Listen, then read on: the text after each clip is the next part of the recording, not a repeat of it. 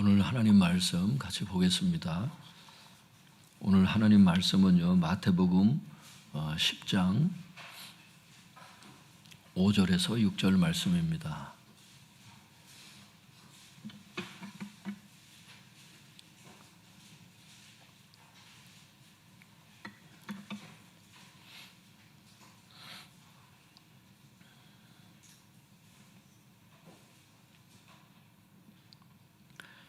마태복음 10장 5절에서 6절 말씀 같이 읽겠습니다. 시작. 예수께서 이 열두를 내보내시며 명하여 이르시되 이방인의 길로도 가지 말고 사마리아인의 거울에도 들어가지 말고 오히려 이스라엘 집에 잃어버린 양에게로 가라. 기도하겠습니다. 하나님 아버지, 이 시간 주님의 말씀을 보길 원합니다. 이 시간 우리에게 말씀하여 주옵소서. 무익한 종이 이 시간 주님의 말씀에 민감하게 순종하길 원합니다. 하나님, 이 시간 레마의 말씀도 잘 전달하길 원합니다. 주님, 이 시간 역사하여 주옵소서. 성도들에게 문맥이 보이게 하시고 하나님의 음성이 들리게 하여 주옵소서. 어떻게 행할 바를 알게 하시고 순종의 은혜를 베풀어 주옵소서. 이 시간 마귀 역사하지 않도록 도와주시옵소서. 예수님 이름으로 기도드려 싸움나이다. 아멘.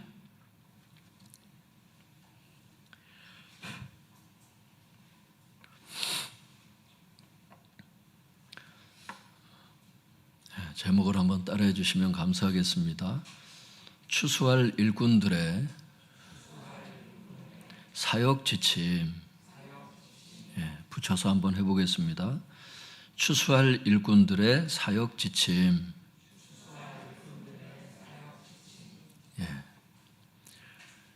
오늘 말씀은요, 이제 주님께서 추수할 일꾼들을 보내셨잖아요.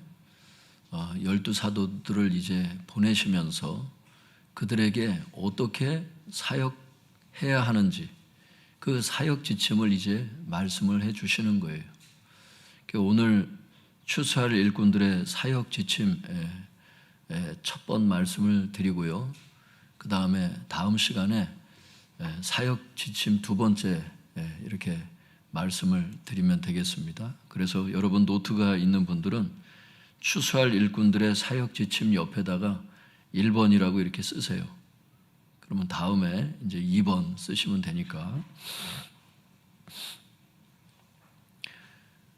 성도님들, 오늘 말씀은 어떤 면에서 중요한 것이냐 하면요, 12 사도를 세우시고 추수할 일꾼들로 이제 파송하시는데 사역 지침이잖아요.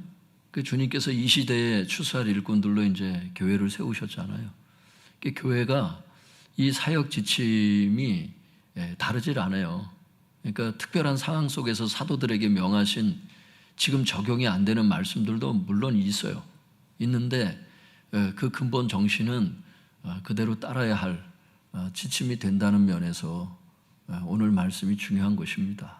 그래서 교회가 어떻게 추수하고 우리가 어떻게 영혼들을 인도할 것인가, 거기에 대한 가르침이 되겠습니다.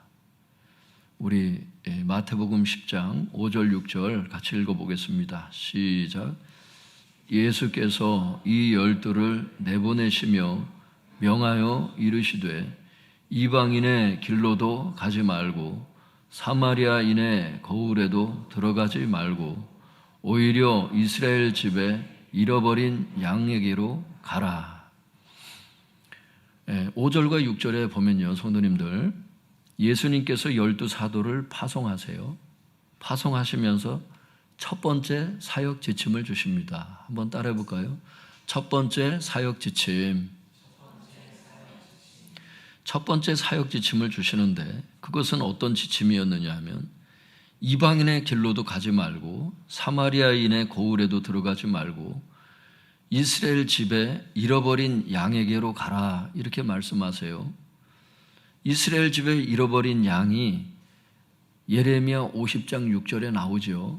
그 말씀에 보면 이스라엘 집에 잃어버린 양이라는 것은 그 문맥을 잘 보면 목자 없는 양과 같이 방황하는 유대인들을 얘기를 해요. 그러니까 목자 없는 양들을 위해서 추수할 일꾼이 필요하잖아요, 성도님들.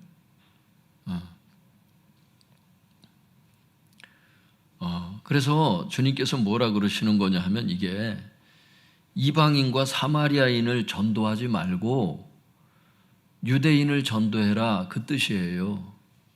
이게 목자 없는 양들에게로 가라는 거예요. 유대인들.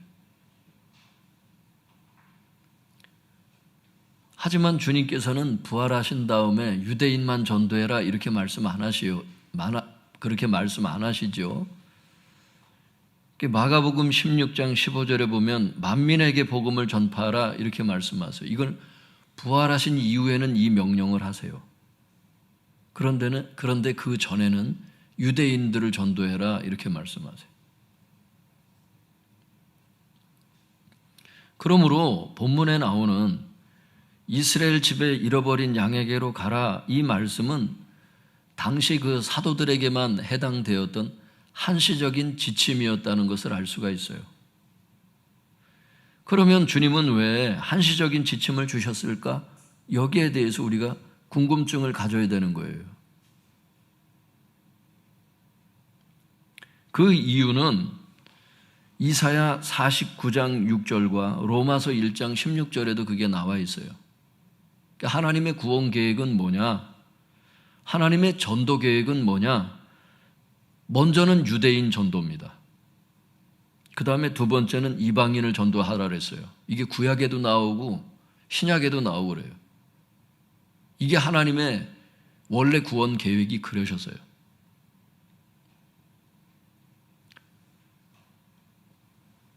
전도에도 순서가 있다는 거죠. 그리고 이렇게 복음을 전파하는 것이 효율적인 전도 전략이었기 때문이라는 것을 학자들이 이구동성으로 얘기를 합니다. 주님께서도 이런 맥락에서 말씀하셨어요. 사도행전 1장 8절에 예루살렘과 온 유대와 사마리아와 땅끝까지 이르러 내 증인이 되라. 사도들이 있었던 그 예루살렘, 예수님이 못 박혀 돌아가신 그 예루살렘 먼저 전도하라는 거예요. 그 다음에 온 유대로 나아가라는 거예요. 그 다음에 사마리아를, 그 이웃 나라를 전도하라는 거예요.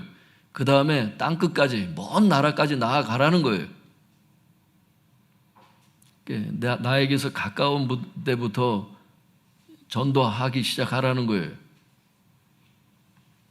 사랑하는 성도 여러분, 하나님의 구원 계획에는 순서가 있다는 것을 알아야 합니다. 즉 전도에는 순서가 있다는 거예요. 먼저 가족과 지인을 전도하시고 이웃을 전도하시고 그 후에 더 멀리 나아가서 복음을 전파할 수 있기를 바랍니다. 근데 성경에 보면 이때 주님께서 인도를 하세요. 어디로 가서 전도를 해라, 어떻게 전도를 해라, 성령님께서 인도하신단 말이에요. 성도님들, 우리가 대단히 무슨 전도를 잘해서 전도를 하는 게 아니에요. 때가 되면 주님께서 그거를 우리 안에서 인도를 하세요. 성령님의 인도를 받는다는 것은 직장 구하고 학교 가고 할 때 물어볼 때만 쓰는 게 아니에요. 실질적으로 우리가 은사로 사역할 때 어떻게 사역해야 하는지를 꼼꼼하게 주님께 여쭤볼 때 주님께서 가르쳐 주시고 인도를 하시는데, 많은 성도님들이 성령님께 그 인도함을 구하는 것에 익숙치를 않아요. 그리고 묻지도 않아. 성령님은 와 계시는데 꼬다는 보릿자루처럼 성령님을 그저 방치해두는 이런 식으로 가. 어려울 때만 도와달라고 이렇게 얘기를 하고 그 다음엔 잊어버려요. 그냥 내가 내 삶을 막 개척해서 막 살아가고 그냥 내가 내 힘으로 신앙생활하고 막 그러다 벽에 부딪히면 그때 이제 또 하나님 도와달라고 이렇게 살기 때문에 이게 롤러코스터를 많이 탄다고. 근데 하나님께서는 성령님의 인도를 받기를 원하시는 거예요. 성령님이 오신 목적은 성화를 이루는 것도 있지만 사역을 인도를 하시는 거예요. 성령 세례를 통해서 성령의 권능이 임하면 증인이 될 수 있다는 거예요. 할렐루야. 방언을 하시는 분들은 성령 세례를 이미 받은 분들이에요, 사실은. 뭐 더 큰 엄청난 뭐가 있다고 자꾸 생각하지 마세요. 성령님이 인도를 받으면 되는 거예요, 이제는. 인도를 받아서 전도하고, 인도하실 때 기도하면 병이 낫고 이래요. 지금도 주님께서 떠올려 주시는 게 뭐냐면, 예전에 저희 어머니 대토단지 제가 살 때 오셨어요. 오른쪽 무릎, 오른쪽 허벅지인가 어디가 이렇게 왼쪽 허벅지인가 하여튼간 그 무릎 그 주변이 딱딱하게 굳어가지고 잘 걷지를 못하시는 이런 상황이었다고. 마비가 온 거야, 다리에. 여러분, 마비 증상이 있는 분들이 있어요? 그 순간에 제 여동생하고 이제 어머님이 그때 오셨는데, 그걸 나중에 우리 누구야? 김마리아 집사님한테 어머님이 다시 얘기를 하셨다더라고. 횡단보도 서 있는데 물어보길래, 기억나시죠? 그래, 실화라니까. 여러분, 실화인 것을 알 수 있기를 바랍니다. 그 순간에 주님께서 기도하라 그러시는 거예요. 그래서 어머니 손으로 올리자마자, 올리라고 딱 그러실 때 벌써 이게 그냥 성령의 기름이 확 부어지는 걸 내가 알겠더라고. 몸이 그냥 이게 뜨거움이 확 오면서, 어머니 다리에다가 손을 얹고 기도를 하는데, 기도하고 있는데 이게 부들부들해지는 걸 내 손으로 느껴요. 이걸 딱 만지는데 이게 딱딱해. 어떤 사람이 이렇게, 그러니까 근육 운동에서 딱딱한 거 말고 이렇게 굳어가지고 딱딱한 사람이 있어요. 어깨가 그렇게 딱딱한 사람처럼. 그 상당히 고통스럽거든. 올려서 기도를 하는데 근육이 그냥 이게 살이 풀리는 거를 내 손으로 그냥 느꼈다니까요. 그리고 어머니 그게 그냥 깨끗이 나았던 것을 알 수 있길 바랍니다. 그 전에 무슨 몸이 뜨겁고 무슨 뭐가 내 안에 무슨 뭐가 대단히 뭐가 변화가 있고 무슨 성령 충만에 무슨 그런 증상이 있고 막 이런 게 아니에요. 성령님이 이렇게 가다 보면 갑자기 이렇게 그런 걸 시키실 때가 있어. 누가 아프니까 기도해 줘라. 이런 게, 성령님의 음성은 온유하잖아. 부드럽게 하시잖아, 그분이. 그렇다 보니까 많은 사람이, 이거 잘못된 내 생각인가? 이러고 그냥 흘러넘긴 경우가 얼마나 많이 있을지 모르겠어요. 이게 어떤 생각이 떠오르거든요, 성령님이 인도하실 때. 근데 그것도 물론 잘 분별해야지, 그 생각을. 자기 생각일 수도 있고 마귀가 주는 생각일 수도 있거든요. 근데 성령님도 그냥 슬며시 이렇게 떠오르거든, 부드럽게. 그걸 잘 분별을 해서 순종을 할 때 성령님이 역사하시거든. 전도도 마찬가지예요. 가다 보면 누굴 전도해라, 감동을 주실 때가 있어. 물건을 사다가도 그러면 그냥 전도를 하고, 뉴카를 갖다가도 그냥 감동을 주시면 그 점원을 내가 전도하기도 하고. 할렐루야. 꼭 우리 교회만 데려올라는 그런 게 아니라 수시로 성령님께서 인도하실 때 바로바로 순종하셔야 돼. 어떤 날은 이렇게 좌석 버스를 탔는데 옆에 있는 사람 전도하라고 그러실 때 있어요. 제 삶 가운데 그런 경우 굉장히 많았어요. 그럼 순종해서 전도를 했습니다. 어떤 경우는 택시를 탔는데 택시기사에게 전도를 하래. 전도했습니다, 여러분. 믿습니까? 수시로 전도하셔야 돼, 수시로. 여러분, 예수님을 영접하는 순간 그분의 영이 여러분 속에 계신 것을 알 수 있기를 바랍니다.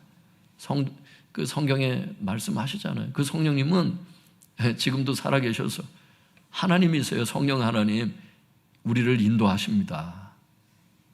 말할 수 없는 탄식으로 기도해 주세요. 믿습니까?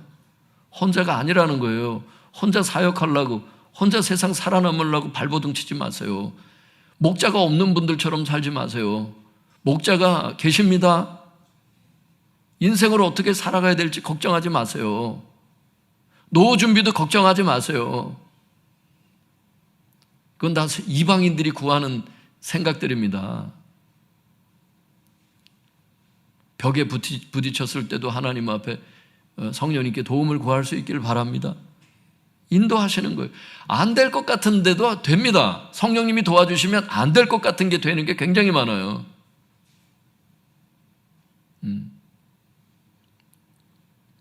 예전에 한번 이사를 하다가 막 비가 와. 주여 비가 멈춰지게 해주시옵소서. 믿거나 말거나야. 하나님이 그 순간에도 들어주실 수 있다는 것을 믿을 수 있길 바랍니다. 우리의 삶 가운데 성령님께서 도와주시는 경우가 굉장히 많은데 어떤 사람들은 우연의 일치인가 보다. 그 우연의 일치가 여러분 너무 빈번하면 여러분 우연이 아니라는 걸 아셔야 돼. 하나님이 나를 돌보고 있다는 걸 아셔야 돼. 하나님이 나를 그만큼 끔찍하게 생각하고 있다는 걸 아셔야 된다고. 근데 우리는 너무 그거를 그냥 이렇게 하찮게 취급하다 보니까 그 성령님의 역사하심과 인도하심을 못 알아볼 때가 많다는 거예요. 전도할 때도 그래요. 나 혼자 전도하려고 그러지 말고 주님의 인도하심을 따라서 병도 고치고 사람들을 축복하고 기도하고 전도하시고 할렐루야. 그래서 목자가 없어서 방황하는, 목자가 없어서 이리한테 물어뜯기는 이 인생을 고생하는 그런 사람들을 좀 도와주세요. 혼자만 이렇게 평안한 신앙생활 하지 마시고 제발 이기적인 것에서 벗어나야 되는 것을 알 수 있길 바랍니다. 직장에서 고통하는 사람들도 보세요. 아, 나한테 저 사람 욕했었지, 나한테 나를 비판했었지, 이렇게만 보지 말고 그 사람이 왜 욕하고 비판했는지를 보세요. 분명히 그 어려운 집안에서 컸든지 아주 힘든 부모를 만났든지 뭐가 있다고, 상처가 있는 사람들이야. 그래서 그런 사람들이 마귀는 자꾸 이렇게 사람들을 통해서 상처를 줘. 내가 전도하려고 하는 그 사람을 통해서 자꾸 상처를 줘서 전도의 마음을 자꾸 막으려고 하는 게 마귀 역사거든요. 그게 속지 마세요, 여러분. 한 번 더 생각을 해봐야 돼. 아, 이거 내가 속지 말아야 되겠다. 이걸 잘 알고 이 복음을 증거하셔야 돼. 그래서 성령님이 그들에게도 오셔서 성령님께서 그들의 인생을 책임지고 인도하실 수 있도록, 그래서 행복한 사람이 될 수 있도록, 천국에 가는 영혼들이 될 수 있도록 도와줄 수 있길 바랍니다. 그게 추수할 일꾼들이에요. 그런데 그게 어디로부터 시작된다고요, 성도님들? 가족에서부터, 예루살렘부터 시작하라고. 그 다음에 온 유대, 이웃들, 지인들, 또 회사 사람들, 직장 사람들, 그 다음에 사마리아와 땅끝, 또 다른 나라에 가서도 전도하는 분들이 있잖아요. 그걸 같은 문화권에서 하는 거를 이제 전도라고 그러고, 문화가 다른 분들을 이제 전도하는 걸 선교라는 단어를 써요. 지금은 아무데나 선교라는 말을 쓰는데 문화가 다른 곳을 전도하는 거를 선교라고 그래. 선교라고 하면서 전도하지 않는 사람은 그 선교가 아닙니다. 그게 물론 나와 다른 문화권, 다문화다. 내가 다문화 가정을 경험해 본 적이 없잖아. 다른 문화권이다 보니까 다문화 선교 이렇게 붙일 수도 있지. 그러나 기본적으로는 완전히 다른 문화권에 사는, 다른 나라 전도하고 하는 것을 선교라는 단어를 쓰고, 우리나라 자체에 같은 문화권에 있는 사람들을 영혼을 구하는 것을 전도라고 그러는 거예요. 전도와 선교라는 말 자체도 잘 구분해서 사용해야 되는 거죠. 어쨌든 차근차근 나갈 수 있길 바랍니다. 내 가족은 죽어가지고 지옥 가고 있는데 그냥 미국에 있는 사람들 전도하려고, 중보는 할 수는 있지만 할 수 있는 것부터 하자고. 욕심내지 말고 할 수 있는 것부터 하자고. 내 형제 자매들 이렇게 점점 벌어져 나가야죠. 할렐루야. 그렇게 가시면 되겠습니다. 나중에 주님께서 이제 지침을 또 주시는데 이런 게 있어요. 형제 자매를 전도하고 누구를 전도를 하는데 말을 안 들을 수 있어. 오히려 핍박하고 박해하는 경우 있어. 또 어떤 사람 또 박해하는 사람을 계속 전도하려래. 또 성경은 그러지 말라는 거거든. 복음을 들어도 우유부단한 사람이 있어요. 입 자꾸 붙들고 늘어지지 말라는 거예요. 중보는 할 수 있지만 성경은 뭐라 그러냐면 이 동네에서 박해하면 다른 동네로 피하라는 거예요. 피해서 뭘 하는 거예요? 전도하는 거예요. 그래서 복음이 빨리 확산된 것을 알 수 있길 바랍니다. 사도행전에서 그걸 보여주잖아. 왜 안 듣는 사람을 자꾸 붙들고 늘어지냐고. 시간 낭비 다 하고 앉아있냐고. 추수 때가 다 지나가게. 지혜롭게 전도하라는 거예요. 그래서 주님도 그렇게 하셨고 사도 베드로도 그랬고 사도 바울도 그랬고. 할렐루야. 패스하라는 거예요. 패스. 안 되는 거를. 그러니까 유재석 씨가 막 뭐 설명할 때 잘 모르면 그러잖아. 패스 그러잖아. 그걸 배워야 되는 거예요. 런닝맨도 좀 볼 수 있길 바랍니다. 이게 뭐 하는 거예요. 패스를 잘해야 돼. 패스를. 그래서 예비된 영혼들이 있다고 자꾸 돌아다녀야 돼. 주변 하여튼간 가족들도 그렇고 안 되는 분들, 아직 마음이 열리지 않은 분들을 놓고 자꾸 붙들고 늘어지다가 영혼들이 다 죽어간다고. 그렇게 하지 말라는 거예요. 기독교 역사상 이 복음이 빨리 확장될 수 있었던 이유는 핍박을 하면 다른 동네로 피한 거예요. 믿습니까? 예. 그래서 예루살렘 교회에 큰 박해가 났을 때 어떻게 해요? 사도들 외에 다 흩어지잖아. 그래서 세계 선교가 빨리 된 거예요. 박해가 꼭 나쁜 게 아니야. 박해 자체는 좋지 않지, 성도들에게. 그런데 박해로 말미암아 그 박해를 피해서 다른 데로 가다가 거기에 있는 사람들이 다 복음화가 되는 거예요. 여러분 그거 어때요? 또 스데반 집사가 얼마나 고통을 받고 그 박해받아서 죽었어요. 그랬을 때 어떻게 그 박해가 일어났을 때 사람들이 그 박해를 피하잖아요. 그래서 주변 사람들이 다 구원을 받게 되는 거예요. 복음이 빨리 확산이 됐다고. 박해하고 대적하고 복음을 들어도 미온적인 태도를 취하는 이런 사람들 전도하느라고 그냥 시간 낭비 다 하지 않길 바랍니다. 받아들일 사람이 있어. 그 사람을 찾는 게 전도야. 믿습니까? 네, 그렇게 하세요. 성경에 다 나와. 그게 어떻게 전도하라고. 그래서 하여튼간 성도님들 예루살렘 하시고 그 다음에 온 유대 사마리아 땅끝까지 이렇게 계속 갈 수 있기를 바랍니다. 그래서 그 성령님께서 인도하시는 분들 하나님의 말씀을 잘 전할 수 있기를 바랍니다. 당신 행복하시라고, 당신 질병 고쳐지라고, 할렐루야, 당신 영혼 구원받아서 천국 가라고, 이 땅에 사는 동안도 하나님의 축복을 받으며 살라고 꼭 전도할 수 있기를 바랍니다. 이게 이제 첫 번째 사역 지침이었어요. 두 번째 사역 지침이 이제 7절에 나오는데요. 한번 마태복음 10장 7절 같이 읽어보겠습니다. 시작. 가면서 전파하여 말하되 천국이 가까이 왔다 하고. 천국이 가까이 왔느니라. 이게 어디서 많이 본 메시지 같지 않아요, 성도님들? 이게 마태복음 4장 17절에 예수님께서 첫 설교하신 게 이거잖아요.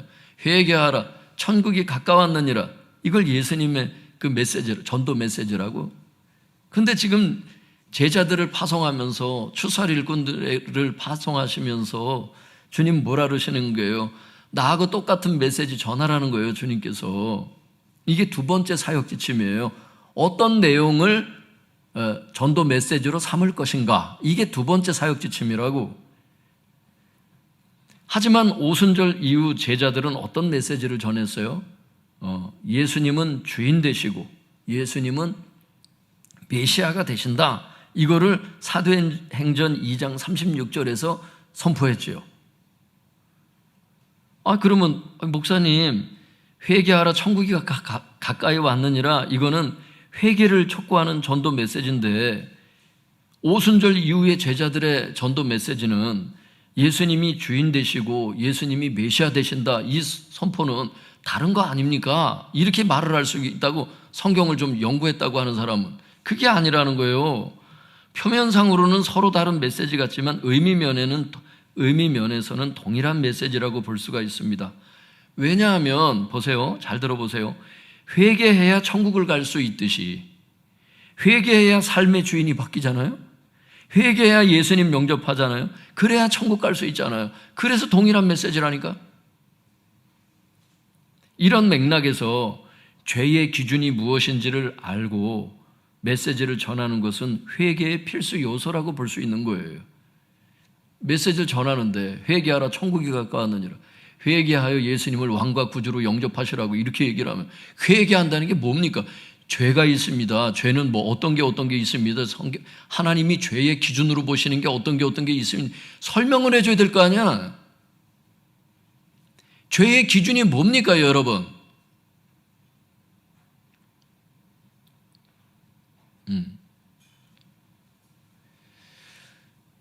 그래서 성도님들, 죄의 기준을 분명히 알고 회개를 촉구하는 전도 메시지를 전할 수 있길 바랍니다. 죄의 기준을 분명히 알고 예수님의 주인 되심과 메시아 되심을 전하시길 바랍니다. 근데 어떤 분들은 자꾸 가서 전도를 하는데 자꾸 다른 얘기를 해. 전도 내용이 우리 교회에서 뭐 무료 이제 그 식사를 제공하는 교회에서는 우리 교회 무료 식사를 제공합니다. 교회 나오세요. 전도 메시지가 무료 식사야? 주님께서 이런 내용으로 전도해라 이렇게 분명히 말씀하셨는데 이렇게 전도하면 안 된다고 믿나 봐. 그러니까 자꾸 다른 메시지들을 전하는 거예요. 그러니까 전도가 안 되는 거예요, 그게. 인간이 어떤 죄 때문에 지옥에 가게 됐고 그게 회개가 되고 구원자가 필요하다. 그래서 교회를 다녀야 된다. 이걸 분명히 전도를 얘기를 해줘야 되거든. 싫다라면 패스하면 되는 거예요, 여러분. 받아들이는 사람을 전도하면 돼. 당당할 수 있기를 바랍니다. 너무 이렇게 무슨 나중에도 여기 주님께서 이 메시지가 그 지침이 있어요. 그런 게 너무 이렇게 막 세상에 맞춰서 자꾸 전도하지 말라는 거예요. 그러니까 교두부가 되는 역할이 있지 중간다리 역할을 해서 하는 어떤 그런 미끼 상품처럼 어떤 게 있을 수는 있으나 기본적으로 여러분 회개 메시지를 전해야 되는 거예요. 예수님이 그렇게 하라 그랬어. 믿습니까? 성경을 믿어야 되죠. 어떤 전도 메시지를 전해야 되는지. 그러니까 이게 두 번째 사역 지침이니까 추수할 일꾼으로 부름받은 교회는 이렇게 전도를 할 수 있기를 바랍니다. 세 번째 사역 지침이 있어요, 성도님들.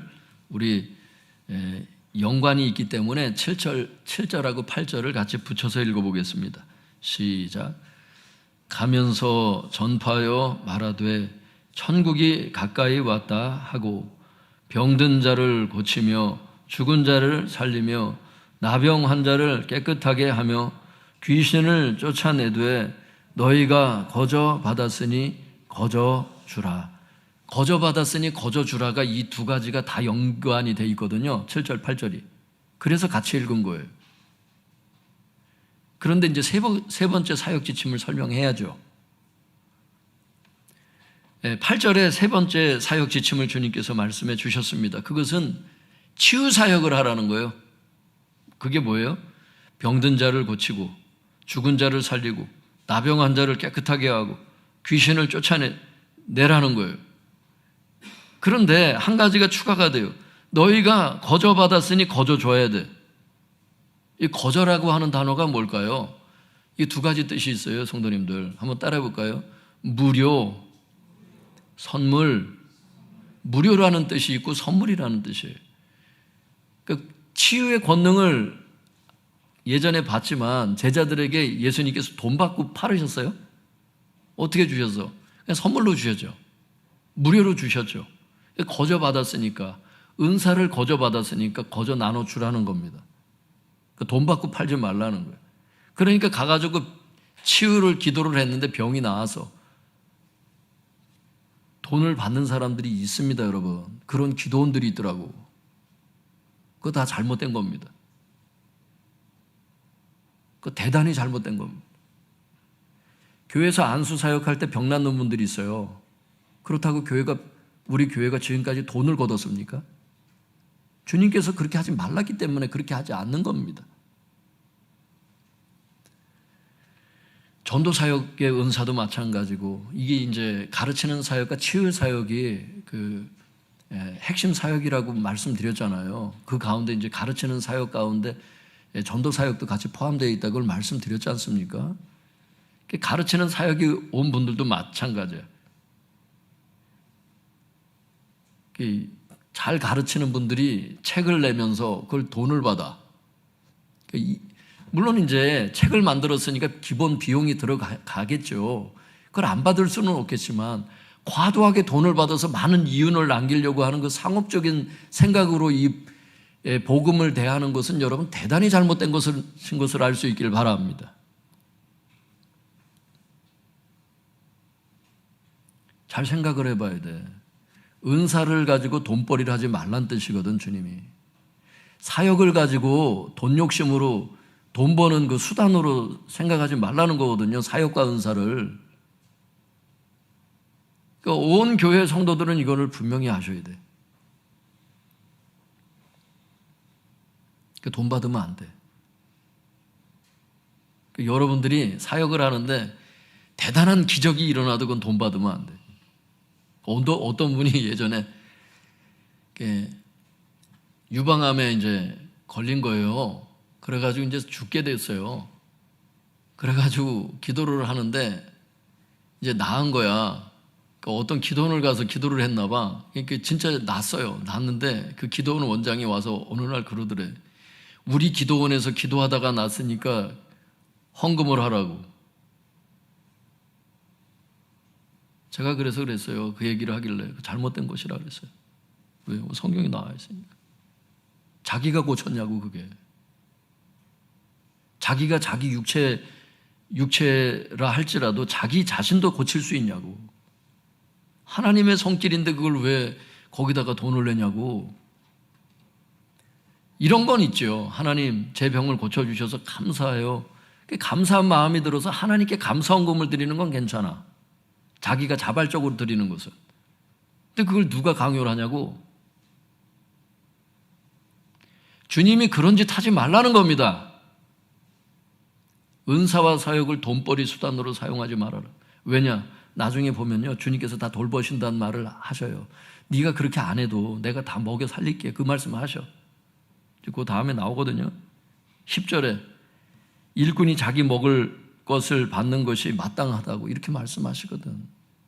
그러니까 자꾸 그런 거 그렇게 접근하지 말라는 거예요, 사역자들은. 교회는. 사랑하는 성도 여러분, 전도 사역과 더불어서 치유 사역을 감당할 수 있길 바랍니다. 그런데 이런 사역이나 은사를 나타낼 때 돈 버는 수단으로 이용하지 말고 순수하게 영혼들을 섬길 수 있길 바랍니다. 그 영혼들은 목자가 없어서 지금까지 방황하고 힘들어하는 영혼들이에요. 그냥 도와주라고. 할렐루야. 이게 세 번째 주님의 지침이었습니다. 세 번째 사역 지침. 그 네 번째 사역 지침, 이게 이제 오늘 마지막 여기까지만 하려고 그러는데요. 9절, 10절 마지막이니까 이제 여러분 눈을 뜨세요. 9절, 10절 시작. 너희 전대에 금이나 은이나 동을 가지지 말고 여행을 위하여 배낭이나 두벌옷이나 신이나 지팡이를 가지지 말라. 이는 일꾼이 자기의 먹을 것 받는 것이 마땅함이라. 주님의 네 번째 사역 지침이 뭘까요? 목자 없는 양들한테 우리가 가야 돼. 전도해야 돼. 말씀을 가르치고 치유해야 돼.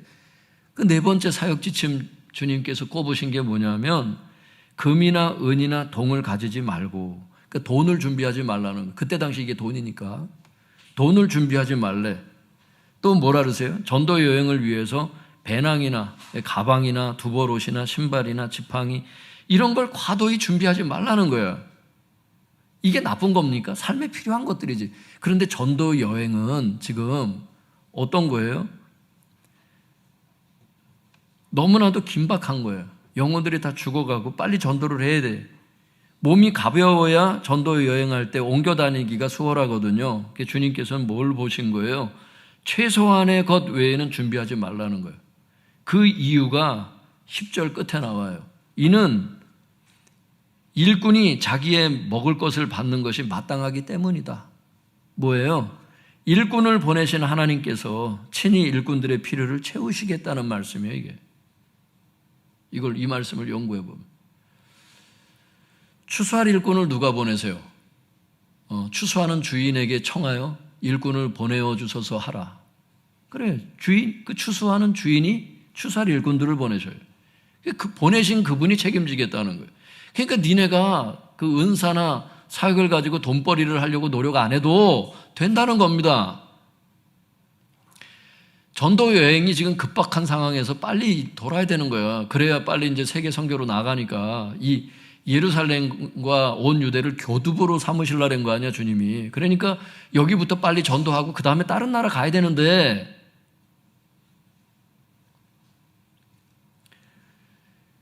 금이나 은이나 동을 너무 과도히 준비를 하고 여행을 가는데 너무 준비를 해서 진이 다 빠지는 사람들 있죠.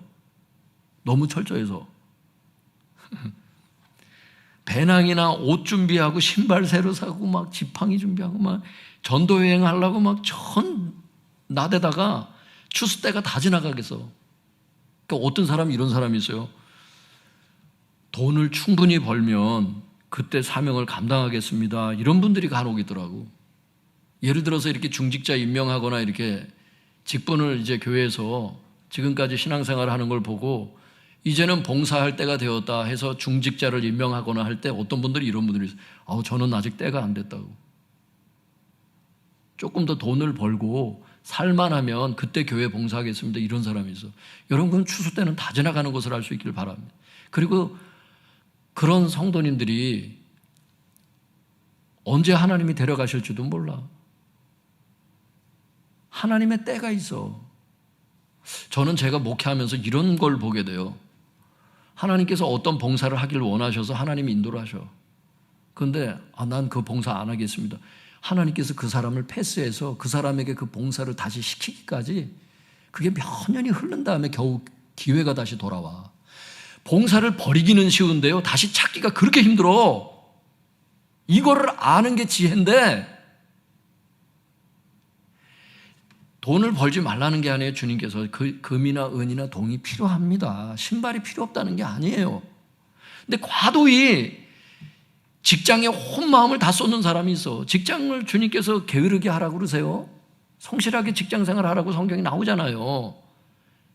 근데 뭐냐 하면 주님보다 직장을 더 빠져 있어. 거기에 예배고 뭐고 없어. 다 그냥 다 훈련도 안 받고 봉사도 안 하고 뭘 하는 거야, 여러분? 주님 나라는 누가 확장시키나? 주님의 요구는 누가 순종을 하나? 나 하나 없어도 장례 예배 드리겠지. 교회장인데도 직분자가.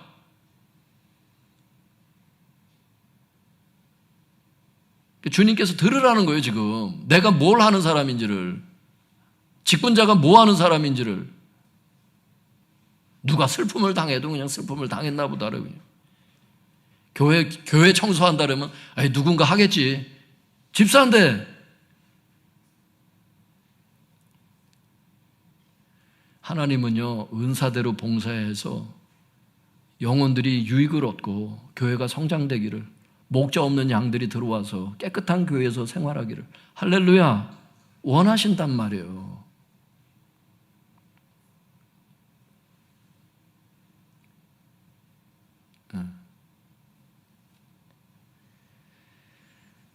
사랑하는 성도 여러분, 하나님은요, 당신께서 보내신 그 추수할 일꾼들, 교회, 모든 성도지요. 이 모든 성도의 모든 필요를 채우시는 것을 알 수 있기를 바랍니다. 주님의 이 말씀을 온전히 믿으시고 열심히 전도하시고 열심히 치유하시고 은사대로 열심히 봉사하시고 하나님 나라를 위해서 일을 할 수 있기를 바랍니다. 성경에 보면요, 성도님들, 제가 하나님의 요구가 두 가지라는 걸 알 수가 있어요. 크게. 하나는 어딜 가든지 네가 있는 곳에서 사랑의 삶을 살아라. 그 다음에 두 번째는 은사대로 봉사해라, 그겁니다. 사랑의 삶을 살지 않으면 신약에 주신 한 가지, 오직 한 가지 계명, 사랑의 계명 없애버리면, 그거 범해버리면 다 범한 거예요. 의미 없어. 살았다 하는 이름은 가졌으나 죽은 성도예요. 근데 또 한 성도는 어떤 게 있느냐? 봉사를 안 해. 그게 남일처럼 여겨. 주님이 당신 생명 주시고 성령님 오셔서 은사를 분명히 주셨거든요.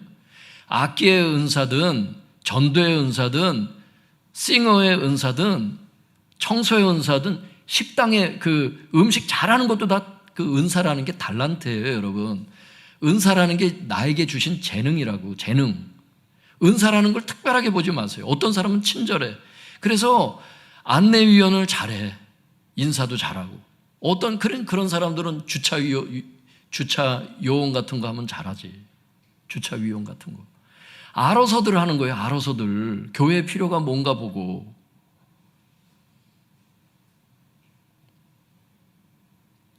할렐루야. 음식을 잘하는 사람들이 있어요, 여러분. 진짜 맛깔나게 하는 분. 그게 누구냐? 우리 장모님이십니다. 우리 장모님이에요. 그래서 내가 우리 장모님한테 그랬어요.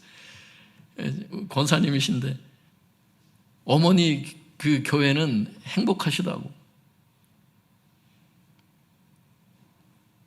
또 음식을 잘하는 분이 있어요. 그게 누구냐? 우리 어머니세요. 우리 어머니가 잘하셔. 지금 연세가 되셔서 이제 사역을 거두신 지가 언젠데 지금까지도 전화를 해서 뭐 큰일이 있기만 하면 그냥 전화를 해서 음식 해달라고, 교회 김장이 있으면 교회 김장 해달라고, 지금도 연락이 와서 무릎을 쩔뚝거리면서 가서 또 하시더라고. 재능입니다, 재능. 은사를 받은 거예요, 여러분들이. 그런 분들이 가서 뭐 두루치기 하나는 해놓고 뭘 하나 해놔도요, 그냥 맛깔스러워. 성도들이 그냥 엄청 맛있게 드셔.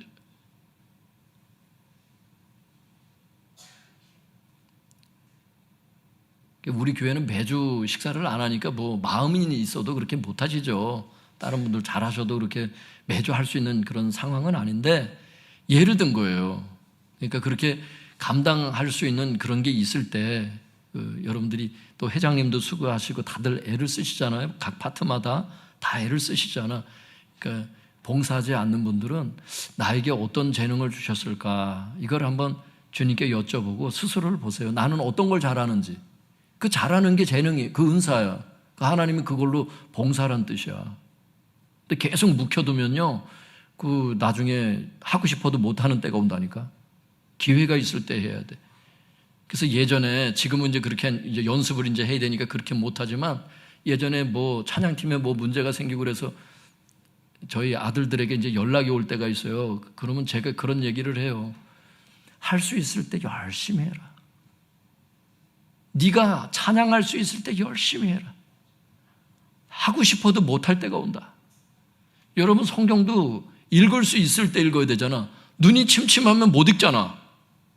읽을 수 있을 때 성경, 지금 하루 빨리요, 지금이라도요, 조금이라도 읽을 수 있을 때 성경 읽으셔야 돼.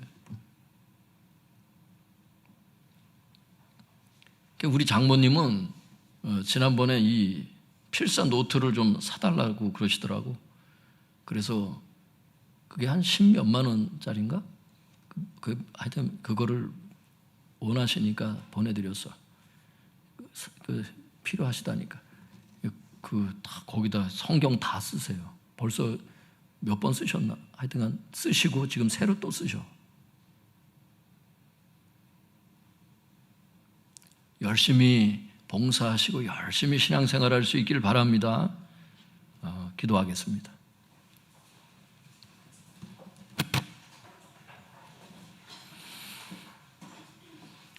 성도님들, 오늘 우리에게 주님께서 네 번째 사역 지침까지 네 가지를 주셨어요. 여러분에게 은혜 주신 말씀이 있을 겁니다. 그걸 붙잡고 기도하세요. 하나님께서 주시는 말씀입니다. 우리 주여 주여 세 번 부르짖고 통성해서 기도하겠습니다.